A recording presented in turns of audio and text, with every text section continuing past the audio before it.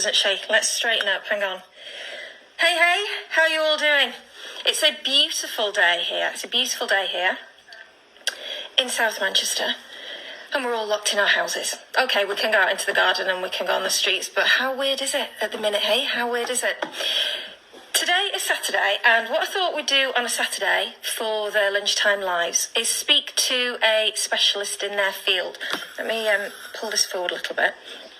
So yeah, speak to a specialist in their field. So, you know what, it could be anybody from an electrician to an architect to a glamcycler. All the practical stuff, but all the beautiful stuff as well. So I've got some good ones lined up. And it's always going to be people that I know that are really good at what they do, companies I know that are really good at what they do, not people with something to sell us, necessarily. Well, not even necessarily, just not that. So that's not what this is about. This is about people sharing their expertise and giving us expert insights and hints and tips and helping us to learn a little bit while we're all on lockdown and we're all kind of, itching for something to do. Some of us have lost our jobs. Some of us can't go out to work. Some of us are looking after family, whether it's mums and dads or kids. So we're all kind of just looking around for something to do, aren't we? So I thought on a Saturday to get this expert advice would be great. I know that waiting in the wings is Sarah Parmenter. So let me just go back and see. Have we got a request to join? Okay, Sarah, so you need to request to join. Let's have a look. Hang on, I'm just scrolling down. So she's going to request to join any minute. Sarah and I met, I think it was about a year ago. So I was doing some filming for Real Homes magazine and we were going out to look at some fantastic houses of Insta Queens. And I went up to Sarah's house, which is in North Manchester. And I tell you what, the reason why I was really bowled over by Sarah's house is it's a new build. And as we know, new builds can be lacking in character, can't they?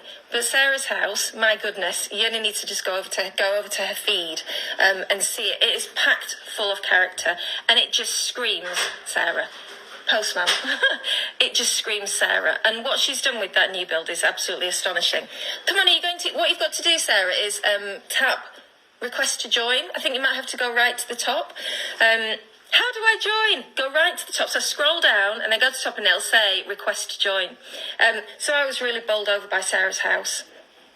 She's going to tell you a little bit about what she does. But a PR guru who is incredibly creative and has turned a hand to creating the most beautiful pieces of furniture. She's going to let us into some of her secrets. Now, so I need to look. Here we go. One Average Joe sent a request to be in your live video. I do appreciate that, but here we go. It's got to be Sarah today. Let's have a think. Okay, I'm doing it. I'm adding her. You. Waiting for Real Love Manchester. Here she comes. Da, da, da, da, da, da, da, da. And there she is, the woman herself. Was that a good build-up? Oh, it was a fantastic build-up. I was actually panicking, thinking I didn't know how to do the send the request. I thought, oh God. Well, you're on now. So I've just been saying, I don't know if you were watching at the same time. I was just saying that you and I met when I came to film at your house with Real Homes. And I think me and the rest of your followers on Instagram were just blown away with what you've done with your new build house and how much character and personality you put into it. Sorry, you missed. I'm back. Oh, you're frozen. Sorry. I'm back. Excellent. Yeah, just about the character that you've laid into your new build house is astonishing. We're not kind of necessarily. Oh, she's frozen again. I feel the need to sing a song from Frozen 2, but I haven't watched it yet. Might have to. In fact, no, I'm not going to do that singing thing because I've seen all the celebrities singing Imagine online, and that's not going down well at the minute, is it? So there better be no singing. You're frozen again. Can you see me? I can see you, but you're not moving.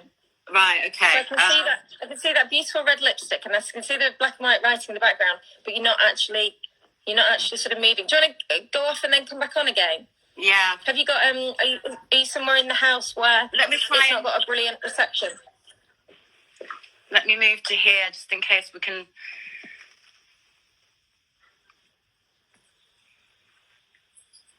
Oh, lots of you joining in. How you doing, everybody? Oh, God. Let me move into the sitting room now. I don't know how I can get back. You so can hear me? maybe if you... I can hear you. But it'd be so lovely to see you as well. And then you can show us. And then you can show us some of the stuff that you do around the house as well, can't you? Hang on a minute. I'm just gonna. Okay. I can't tap on. I think you might have to go off and then come back on again. Okay. Can you manage it? Okay. Let me just see if I can do that. So in the meantime, guys and girls, whilst you're on, if there are we love Manchester Left. If there are particular questions, so if there are particular questions that you have about upcycling, paint effects, things you can do to furniture, whether it's decoupage or gilding, any sort of questions like that, then put them on here. And as we go through, we can, at the end of our chat, we can ask Sarah particular questions about specific things. I've got something that I'm going to show her, actually, and get her advice. Whenever I try decoupage, it always goes bloody awfully wrong. So here we go. We've got another request. So yeah, put your questions in, and then we'll look down. I can see. Vicky, questions. Excellent. Right. Hello, I'm back. You're back. She's back and she's bad. Okay, you're back. Brill. Hi, everyone. Hi there. It's good to see some people are joining us. How lovely. Loads of people. How lovely. So, obviously, we are in the middle of coronavirusville. You're up in North Manchester with your two boys, aren't you? How's it affected business for you, Sarah? Oh, gosh. To be honest, I don't know how it's affecting the business at the moment. I mean, I've still got commissions coming in, and I've just said to people that it's going to take a bit longer to get things done because both my boys obviously will be off from next week. Yeah. Archie is hard work because he normally needs social care help in the holidays, which we have no access to at the moment. So has that just gone? Has that social care? It's just gone. Any disabilities has gone? Nightmare. My goodness. So we'll just be juggling it. Between me, Archie's father, and also George is only 12. And, I'm going to have to try and put some structure in place because otherwise he'll just loz about in bed all day looking at his Xbox, which clearly isn't great parenting. So no, but it's difficult because, like everybody else, what you're doing now is juggling things that are completely out of the norm, aren't they? So you have to. Yeah, and also you can't do the normal stuff that you would do with your kids in the holidays either. So you do find yourself in a unique situation where you have to start thinking about doing stuff in the house or in the garden that perhaps you wouldn't. It's a bit like going back to the old days, isn't it? I imagine. But I mean, I'm no Maria Van. We're getting back to singing again. You're going to break into the Sound of Music. I don't belong to that school of parenting, Cyan, as you can imagine. But even I will be doing baking-y type things and stuff, crafty stuff with the kids because what else is there to do? Especially if it's raining, I mean, look at the minute we've got a beautiful day, but gosh, we've turned back into a really wet April. So this is one of the reasons I think that we've kicked off with you for our Saturday Specialists series, because tell us about what you do. As well as obviously laid onto the PR expertage. You've now got a career doing the most fabulous glam cycling, upcycling, haven't you? Well, I've sort of switched from doing what I did for 20 years to earn money to turning a hobby into something that that is actually something that I can sustain and create as a life. It gives me an income. So basically I source vintage furniture from anywhere, usually either charity shops or furniture sort of house clearance house like Emmaus, and glam cycle them. And I called it glam cycling because it's kind of finishing these items in a way which by the end of the process hopefully looks really luxe and really adds that sort of. There's no hopefully about it. They really do. I'm sure people have seen. If they haven't, then you need to go follow. And you know me. I love everything glamorous, and I'm a proper girly girl. So I like things that are pretty. And my hope is just to take things which look tired and boring and shabby and always inexpensive into things, pieces that look, really covetable and kind of classic, really, and just beautiful things. So when customers, so obviously you had customers who would commission you to make pieces. Do they say to you, do they show you a picture? So you've got an old piece of, say, brown furniture, mid-century modern, or an old sideboard. Do they have an idea very much of, this is what colour we want you to paint it, this is how we want it to look, this is the wallpaper? So we're going to go in 5-10 minutes or so to talk about the actual technique, so you can give people some tips. But thinking of, the very first step, what do you want it to look like at the end? Where does that come from? Does that come from your brain, or does that come from their desire? It totally depends. I mean, with most of my work now is commission based, and it is across the board. So sometimes people will come to me and they'll have no idea what they want. They'll have a vague idea what kind of storage they want, what kind of piece they want, but we will literally have lots of really fun conversations, and me asking them to send pictures of their homes and their interiors and the room that they think this piece is going into. If it's local, I go to them, and we just figure out between us what's going to work. Sometimes they'll come up to me with an idea and say, do you think this, I like this wallpaper, for instance, will that work? And sometimes I'll say, yes, I think it will work. And other times I'll just say, no, that's not going to work. And the reason why it's not going to work... Do you say that diplomatically, or do you just go, are you having a laugh? Put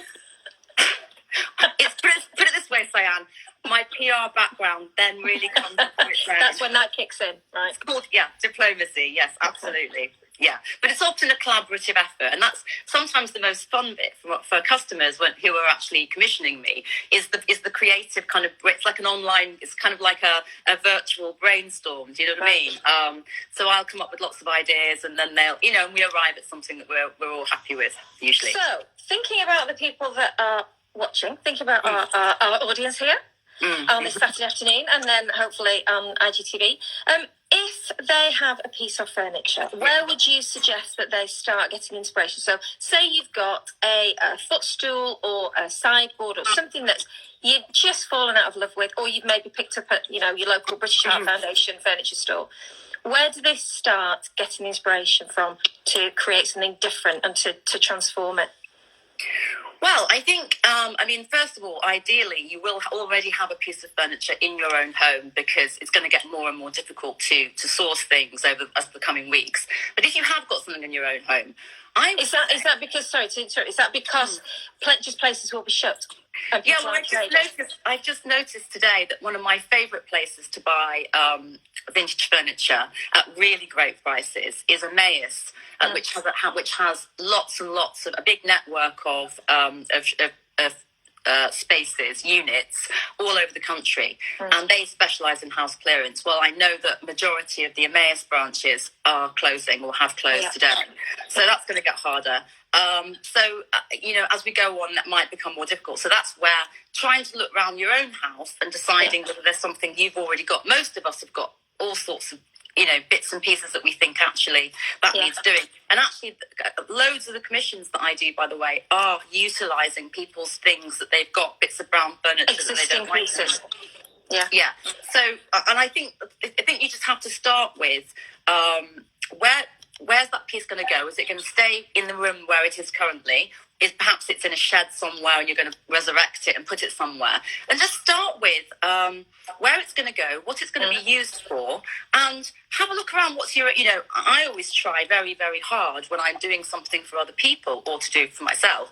What's going to work in my interior? What do I love? What am I into at the moment? And that's the starting point, isn't it? What are your favourite colours? What are your favourite patterns? Do you like gold? Do you like things that look quite minimal and sort of contemporary? Or are you into, like me, I love things that look a little bit sort of luxe and a bit slightly over the top, not too much so, but kind of like, quite decadent, really.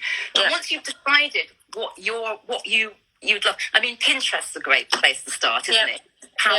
And also Instagram, of course. We all avidly follow our favourite Instagram accounts, and so we'll have a fairly good idea, won't we, about things that we really love. And you might start creating your own kind of mood board, if you like. But Pinterest is a fantastic place to start, isn't it?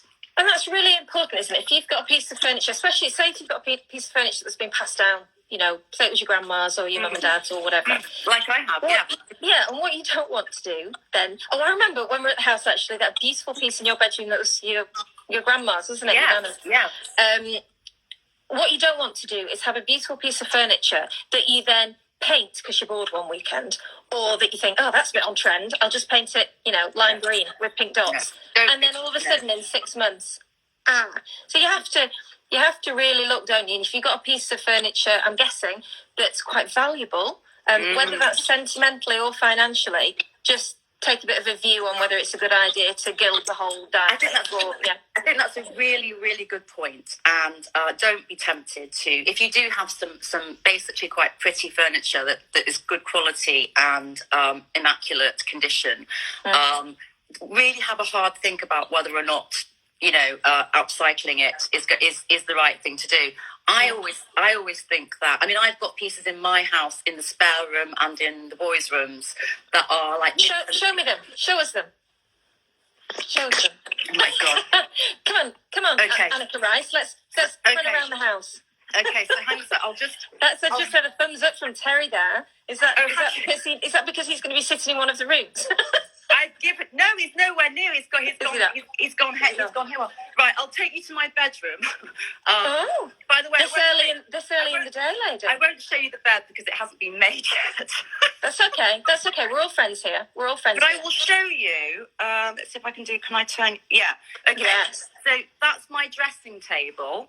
Yes. Have you turned your straighteners off? Yes, I have turned the bloody straighteners off. I tell you what, I don't always, Anyway, so if you can see, that's my dressing table, and I'm not going to be tempted to be doing anything with that. That's a beautiful piece of furniture. Yep. It really doesn't need anything doing to it. No, it's beautiful. I've got matching, bedside tables, and there's the Mac. That's Terry's thing. That's fine. This is real life. We're keeping it real here. Keeping it real. However, if I go into my office, which again is a tip, but actually there's my bureau. Yeah. I don't know if you can see it. We totally can see it, and I remember that from. Is that the Anna Heyman? Anna Heyman, and that was my granny's bureau. Who's she's died sadly now, but look, can you see the cat? Hello, pussycat. But yeah, that was a bureau which was actually really a special piece. But you know what? It was quite badly scratched. It didn't look great, to be honest. It wasn't that pretty. But the shape was lovely. And if you look at these legs, I've gold leafed these, but it had all the great bones. But to be honest, wood itself wasn't really very attractive anymore. So I decided that was probably the right thing to do. That's a really, really good tip for people, isn't it? That actually look at the furniture and decide whether you should be upcycling or glamcycling it.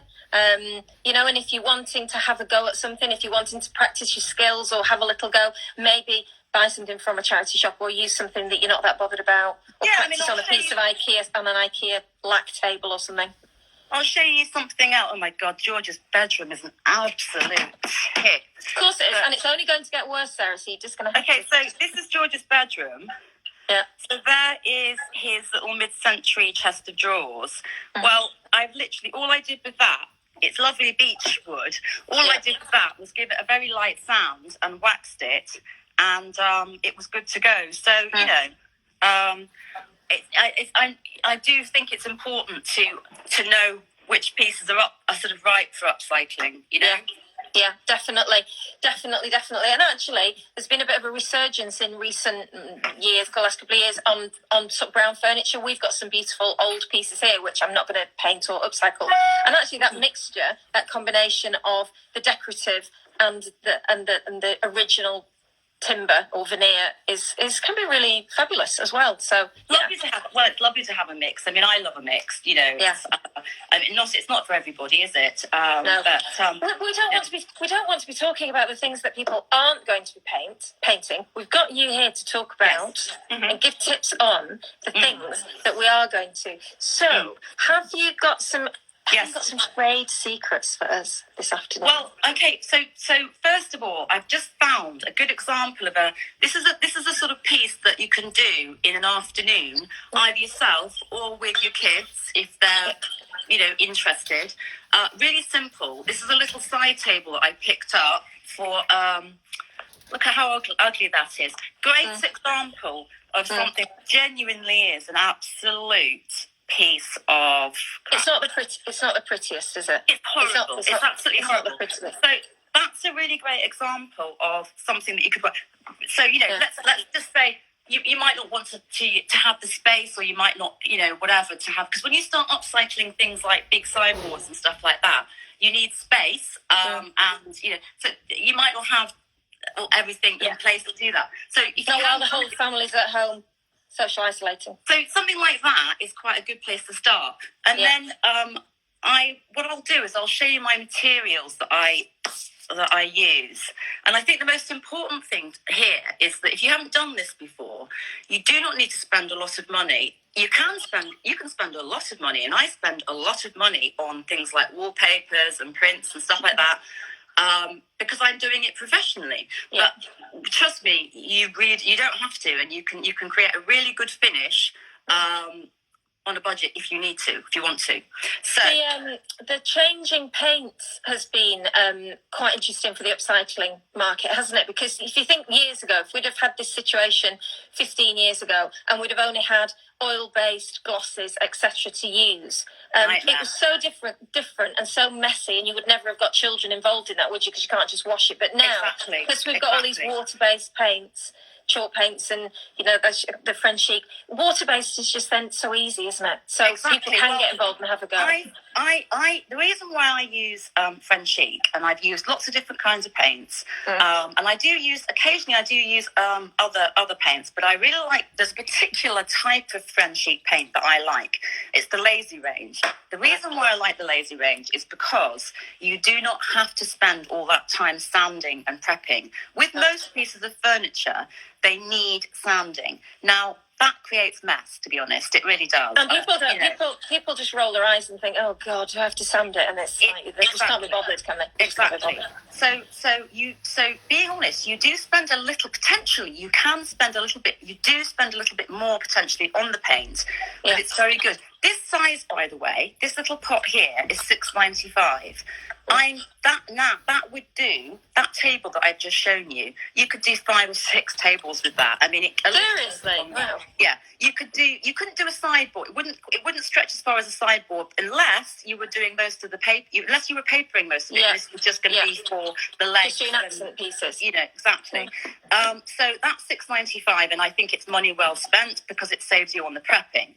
So with that one then, so say if somebody had a piece of brown furniture, you would wash it thoroughly to get rid of the oil, but you don't necessarily have to sand it. If it's got a really high gloss, would you still advise using some form of key grip or some form you can do.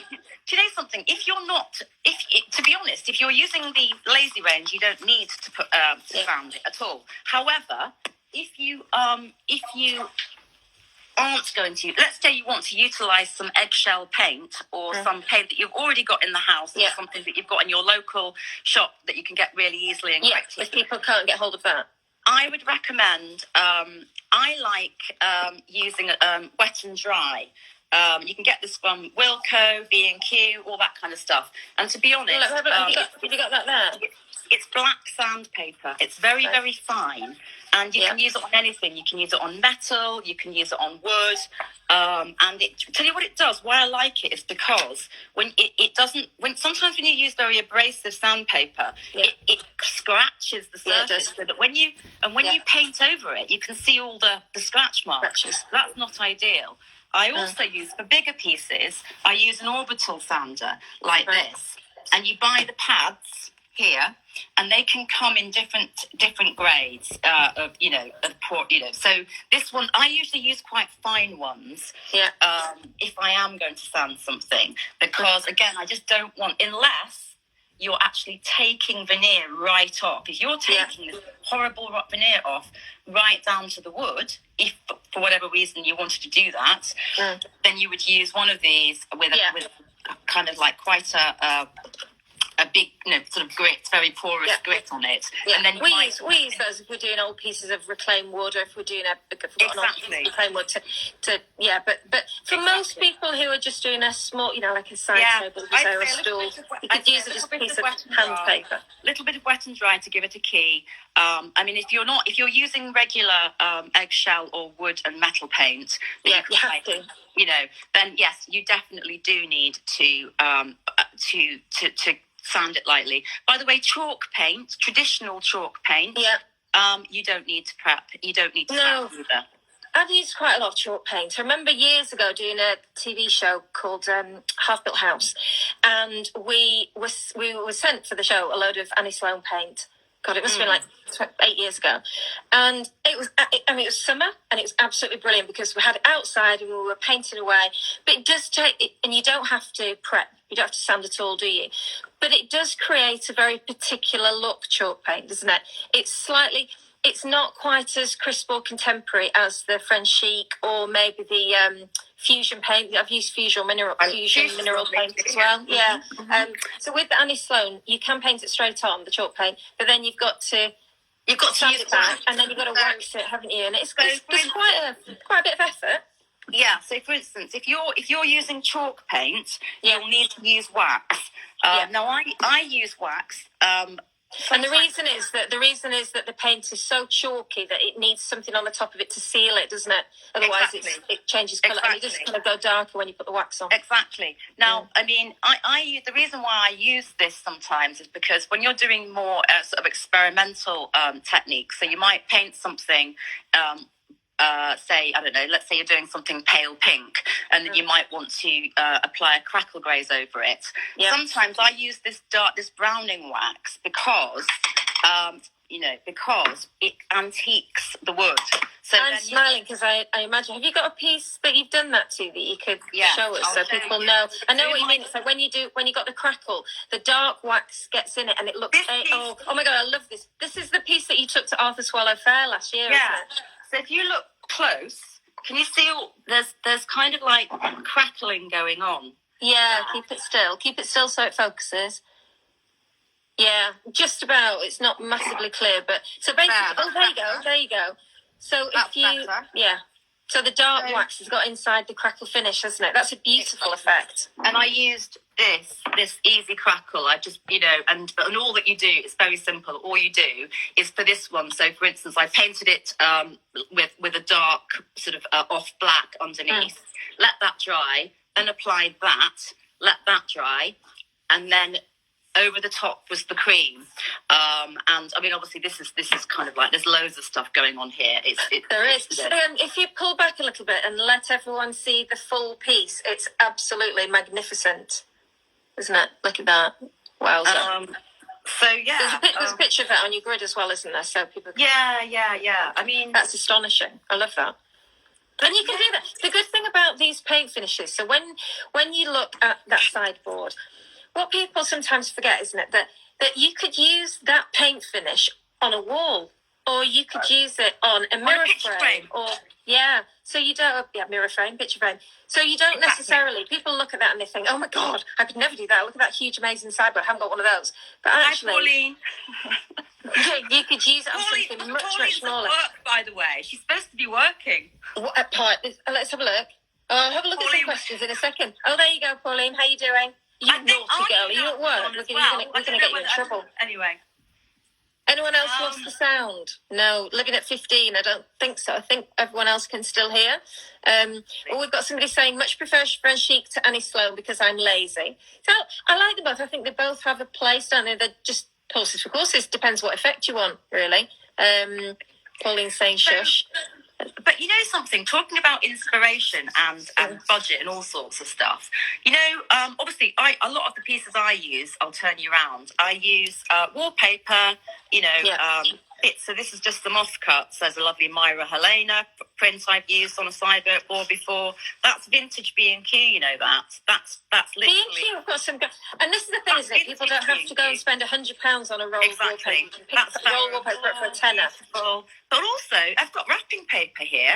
Do you know something? If you're doing something with your children, you know, there's some really pretty... And the great thing, of course, is you can buy them all online as well, which is brilliant. But also, what about a poster? Tell you what I'm thinking about doing with George. He's into his rock bands. And so I've just taken this poster down from his bedroom. See that, Lemmy? That's a vintage Motorhead poster. And I say vintage, it's about 3 years old. But I was thinking, wouldn't it be fun, you know, get him to basically decoupage that onto a cabinet of some description. Do you know what I mean? Yeah. So that's just a poster. Same with, do you remember this piece that I did when you played it? Do remember that piece. That's an album cover, isn't it?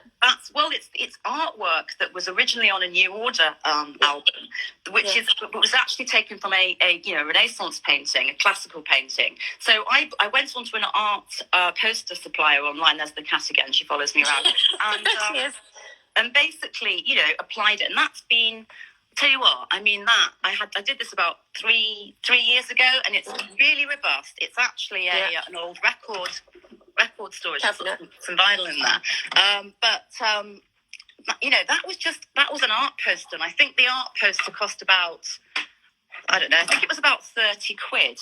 This is a really good tip for people, isn't it? About if you are going to do something, you will always adore that cabinet because you love the album and you love the artwork. It's not going to go out of fashion or off trend.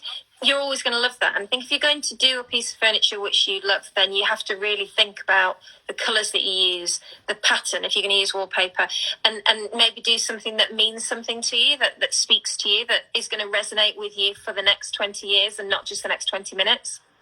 Yes, absolutely. Although you could argue as well, actually, that if you've got a piece of basically crappy furniture, I suppose you could argue that if you're not spending a fortune on the materials that are being placed on it, I suppose you could say, well, when I've got bored of it, I'll change it up. And I suppose that's quite a nice freedom as well, you know. I mean, I'm actually, you know, I've got another cabinet in there, and you know, it's had 2 reincarnations in the last 3 years. You know what I mean? Not that you get bored easily or anything. Well, I do and I don't. I mean, I like what I like. Do you know what I mean? I mean, I think, and there are certain things that I think are really classic, and you know, I wouldn't be tempted to change them. But I do think, you know, some of these like cheap and cheerful, quick projects, just on little tables and stuff like that. Why not? You know, I mean, you know, that little coffee table, that little side table, that little horrible foam mahogany one. You know, you could literally have, you know, when your kids come back with those dodgy bits of artwork from school, you know, who's to say that you can't on the fridge? Here's stick them on the fridge. You can use that for decoupage. I mean, you know. If somebody were to go, so say the table that you showed us before, the little mahogany one, or sort of that Oxford kind of colour, if they wanted to put wallpaper on that, how would they do it? What would be the simple processes to have you got the products that you'd use to do that? Okay, so first of all, we've talked about sanding stuff if you need it. This is a giant size PVA glue, the kind of stuff that you use at school. Now, I use a giant one because I do so much of it, but of course you can buy them in all sort of major retailers, much smaller than that, from about £1 or, you know, it's a couple of quid. That is what I use to apply wallpaper or whatever it is, print or poster that I'm using. And the trick there is to water it down. So I'll decant it into a little bowl and pot, and then I would say it's about, you know, a couple of spoonfuls of water to a small, you know, to a little yogurt pot. Just, I tell you, and the reason why you do that is all you're doing... not sort of 50-50 or anything, just 10% water.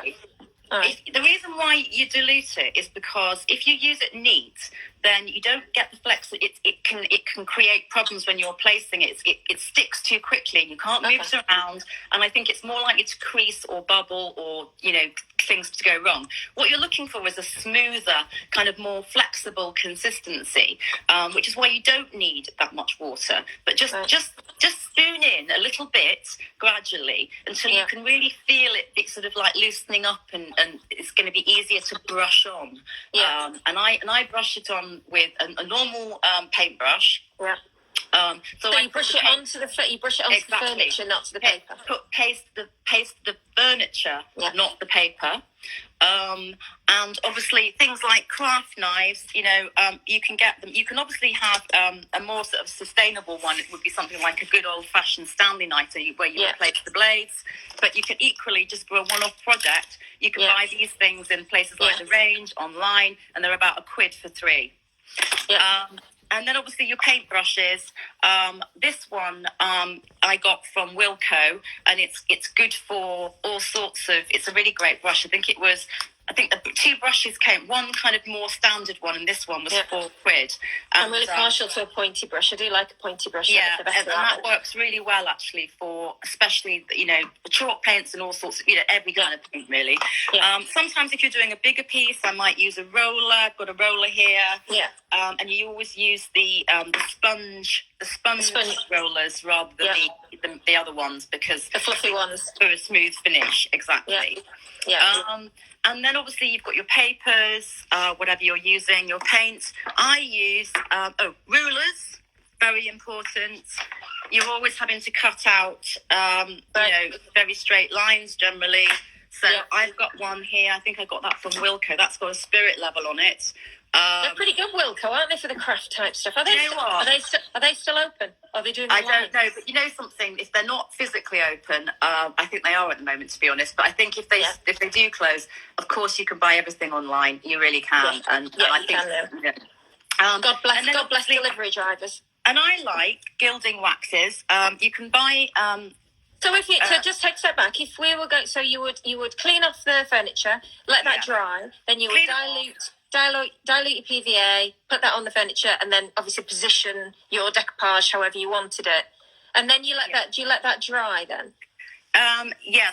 So once you've applied, and actually one thing I didn't put on the table here is a sponge. Like a sponge that you would use to sponge the car or whatever.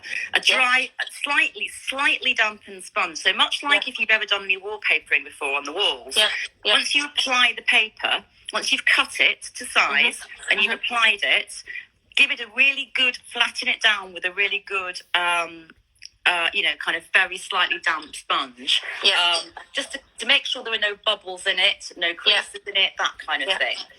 And focus on the edges so that you get. And I always cut to just about 1 millimetre or 2 millimetres inside the perimeter, because if you go too close to the edge of the furniture, even when it dries, it might peel up or catch or whatever. So that's a good tip. And then you need to leave it to dry then. But, I would always paint the thing first. So with that little coffee table, I'll just go back over to it. That little coffee table, I would just give I'd give all of this a paint. And then I would, presumably, you'd be maybe applying something on this if you want to decoupage. So you don't need to paint the whole thing. You can just go to about there. Because actually you're going to be placing your paper on top of it. Would you end up with, if you were using chalk paint, it's quite thick, isn't it? So you might end up with a bit of a ridge, so you might be better off painting a lot. Would you, and does the PVA stick as well to different types of paint? So does it stick to eggshell and chalk paint and mineral paint and all of them the same? In your experience? I think it's the same. I think PVA is a really great product. And by the way, the other thing about PVA, which is really worth knowing and a good money-saving tip, actually, is, I use all sorts of different kind of finishing coats. Because when you finish these decoupage products, they need to be protected. Get onto the protection. So you need several coats of something which will be sealing it. Now, if you want a very high gloss finish, and sometimes I do, I will use a traditional wooden, kind of gloss clear gloss you buy from wherever, B&Q, Wilko, wherever. And not like an oil-based gloss or a water-based gloss or either? Oil-based glosses are great because they are incredibly hard-wearing, but they smell a lot and they take ages to dry. So that's not good. So if we're doing craft projects at home with the kids, that's not good. Go for water-based all the time. But do you know something? I tell you what you can't beat. If you haven't got any varnish or you don't want to buy the varnish or whatever, you mix up the same PVA solution, the glue, with a bit more water, a little bit more water. That will seal. You can go straight over the top of wallpaper, all the way across the... Yeah. And that will harden and it will act like a varnish. Yeah. There's Sarah's top tip.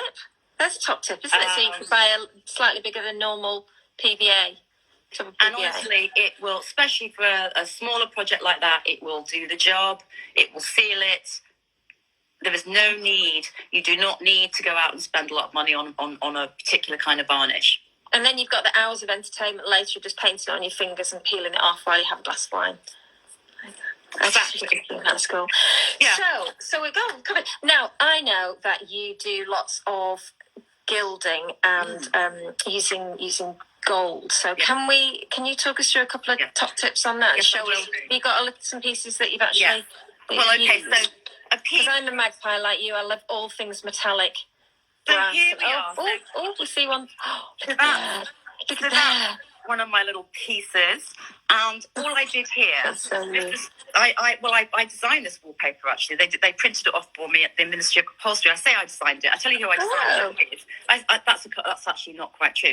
I sat down with Hazel at Abalana Design, and we literally spent 2 or 3 hours in her studio.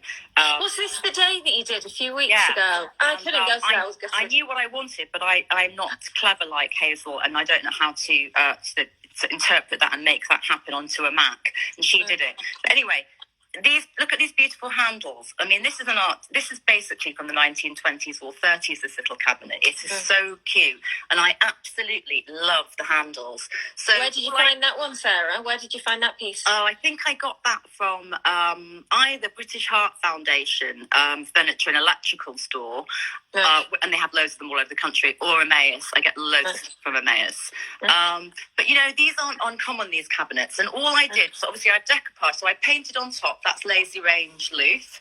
And then all I did was I applied the paper, and then I took the handles off, and all I did was just apply. This is gold leaf, actually. I haven't brought any sheets with me from my workshop, but we can talk about gold leafing another time if you want. In fact, I might even do a separate actual how-to with that one.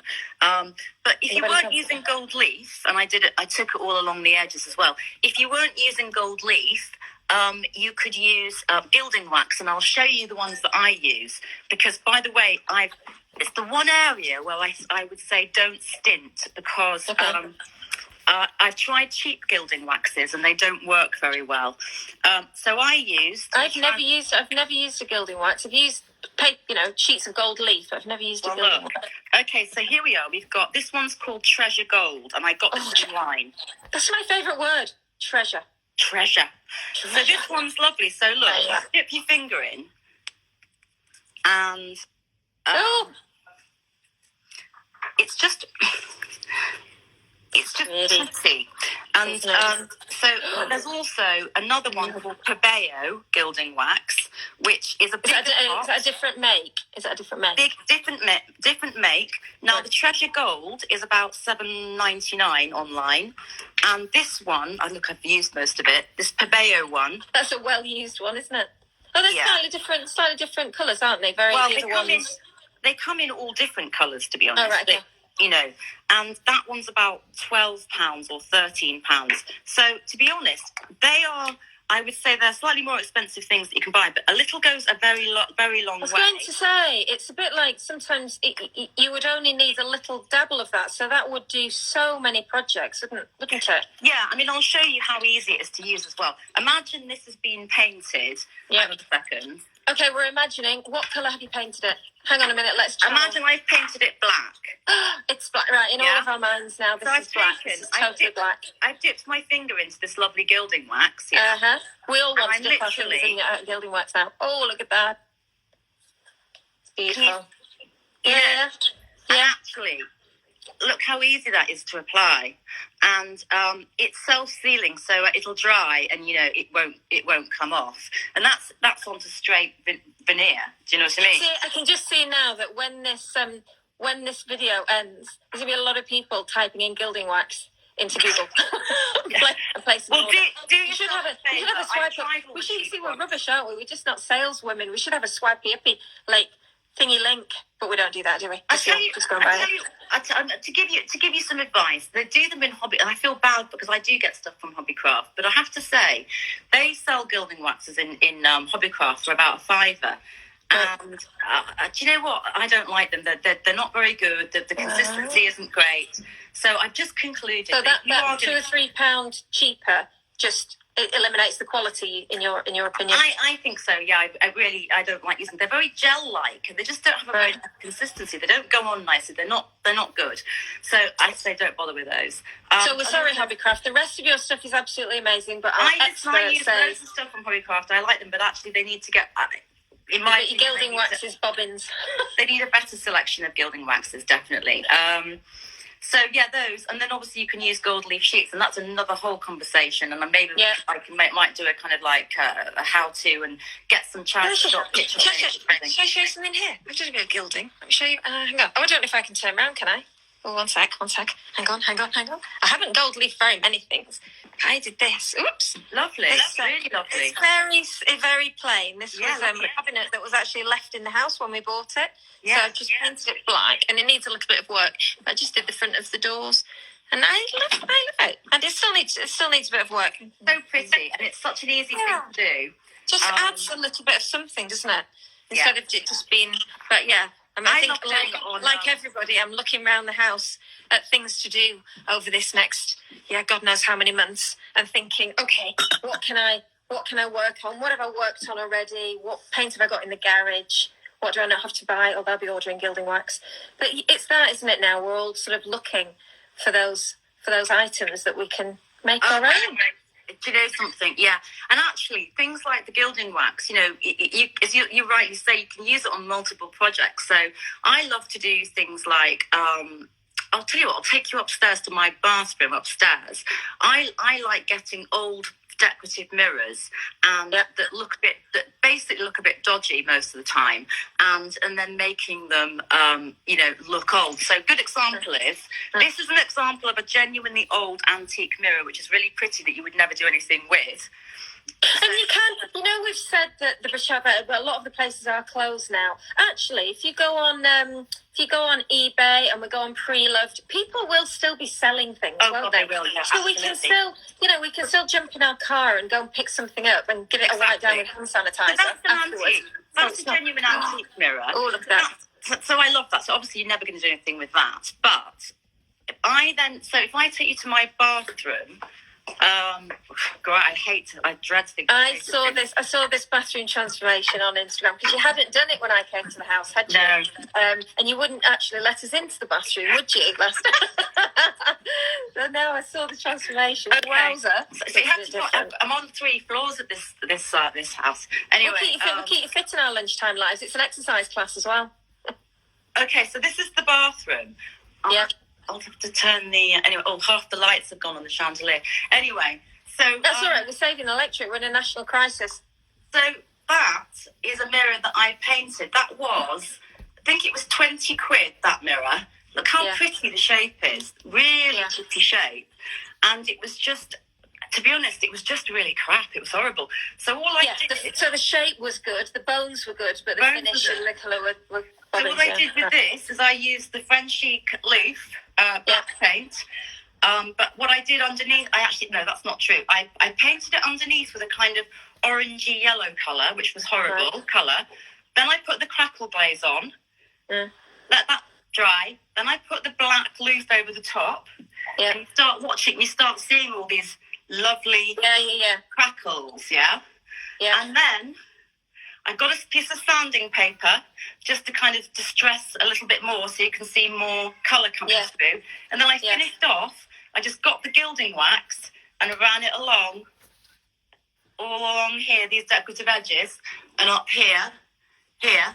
You're so brilliant, and you're so creative and imaginative that some people might be thinking, "Oh my God, I could never imagine how to do it. I could never do that." But actually, once you get the piece like that, it sort of talks to you, doesn't it? When you look at the beautiful curve, it's like the curve is saying to you, "Just highlight me," and it's like looking at the bits to highlight, isn't it? And people. Exactly. And if you mess it up, you can always paint over it and try again, can't you? Well, that's the beauty of this, isn't it? I mean, let's face it. If for those of us that are bloody stuck at home, potentially for months, if you've got kids at home or whatever, or maybe you can't go into work or whatever, do you know what? One thing we aren't going to be short of is a bit of time, is it? So if you get it wrong, quite honestly, just do it again. And actually, how brilliant that we could come out of this, because it will end at some point, and we will come out with new skills and things that we've tried and things that we've done together with the family, and we'll be able to look back and think, actually, it has been productive in a way. There are lots of negatives, but there can also be lots of positives as well. And you've got to try and find them, haven't you? And just do something that's constructive and positive and fun and creative. Well, do you know something? I mean, honestly, I think this kind of activity is the kind of activity that a lot of people normally in their normal run of lives would never have time to do. They just don't have to, they're too busy, they're out and about, whatever. Yeah. And now, because as everything shuts down as well, you've got even less, options.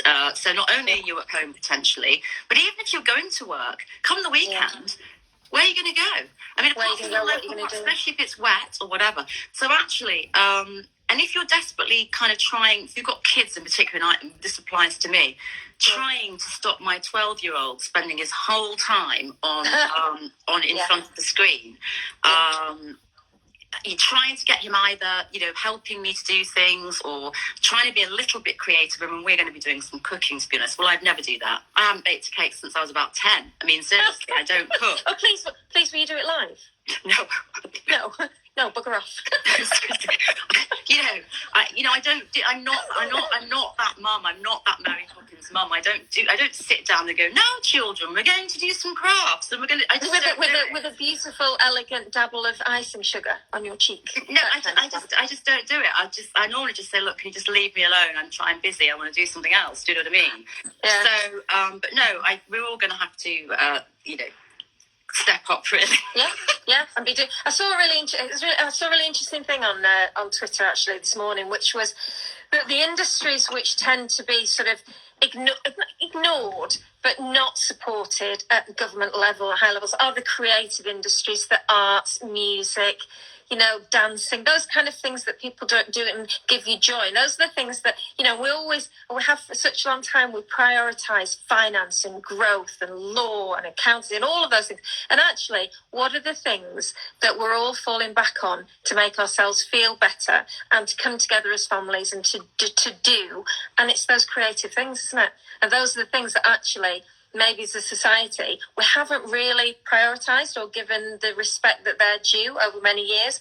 Maybe there'll be a bit of a shift. Well, I can speak from personal experience that the reason why I started upcycling in the very first place was for mental well-being. And I like lots of people, sometimes struggle a little bit with mental health, and when I went freelance with my PR, I realised that I was only working certain days and I had a bit of time, so I decided to do that. And I found it incredibly, if you have an interest in being creative, whether it's cooking or whether it's upcycling, whatever it might be, I personally found it quite addictive actually, and hours can pass, and in a really sort of like lovely way to put the radio on or whatever you're listening to.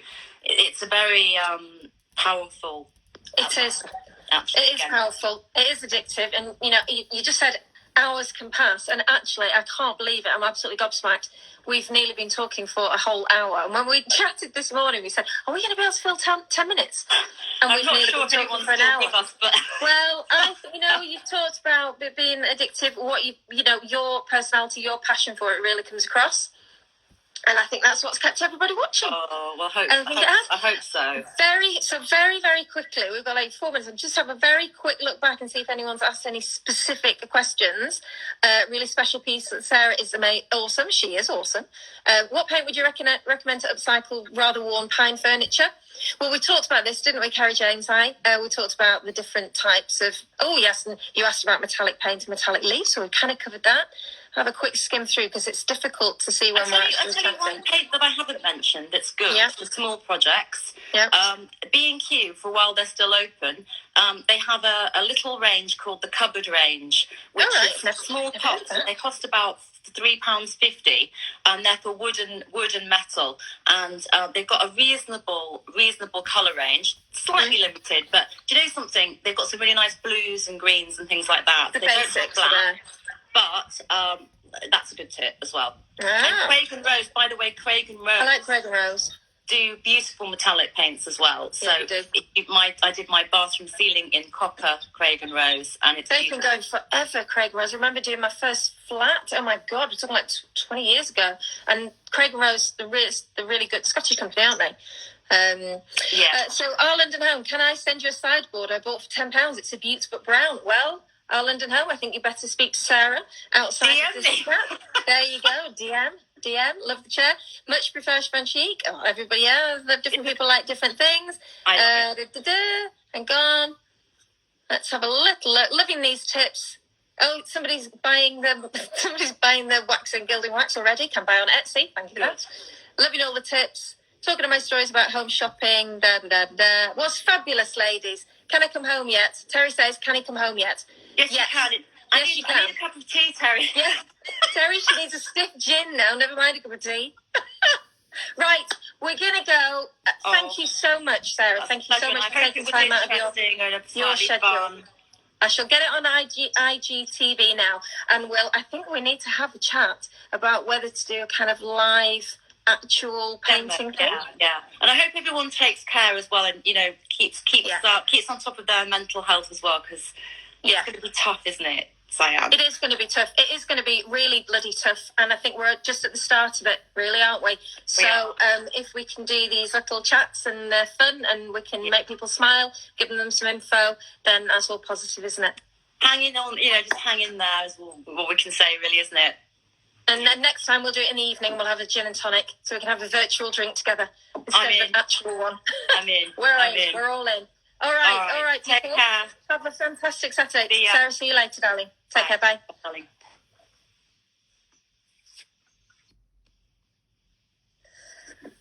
We've got 1 minute, and then it's under an hour, and I can put it on IGTV. Thank you so much. I thought we'd be on for 20 minutes, half an hour, and we're on for an hour. And isn't she fabulous?